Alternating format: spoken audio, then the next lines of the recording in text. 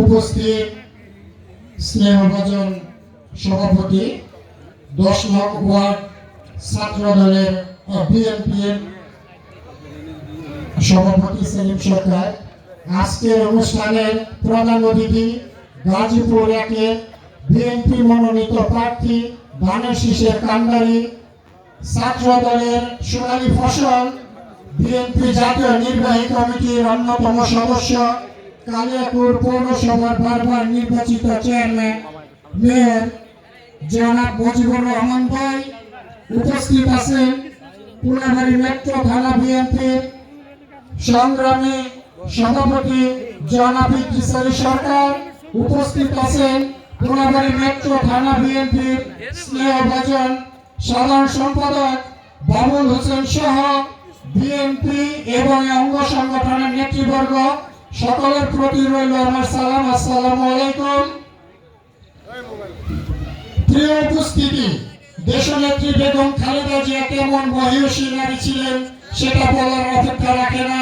তার জানাজায় প্রমাণ করে দিয়েছে এদেশের প্রতিটা মানুষ তাকে কিভাবে শ্রদ্ধা এবং ভালোবাসতেন। একটা জিনিস আপনারা যদি খেয়াল করে থাকেন যে 31 তারিখে ফেসবুক বা ইউটিউবে যতগুলো ওয়াজ মাহফিল প্রচারিত হয়েছে, আমার ধারণা বাংলাদেশের প্রতিটা 30 তারিখে তার মৃত্যুর ঘোষণার পরে যতগুলো ওয়াজ মাহফিল হয়েছে, প্রতিটা বক্তা তারা শুরু করেছে দেশনেত্রী বেগম খালেদা জিয়ার নামে দোয়ার মাধ্যমে। এটাই প্রমাণ করে উনি এই দেশের মাটির মানুষ, শুধু বিএনপির নেত্রী ছিলেন না, উনি প্রতিটা লোকের নেত্রী ছিলেন। এই বাংলাদেশ কেঁদেছে ওনার মৃত্যুতে, সেটা আমরা অবশ্য জানাজাতেও দেখেছি।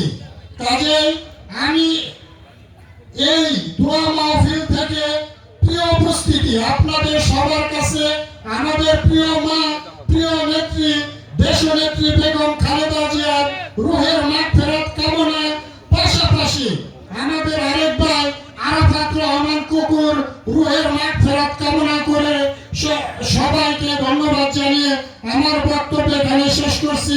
বাংলাদেশ জিন্দাবাদ, সবাইকে ধন্যবাদ।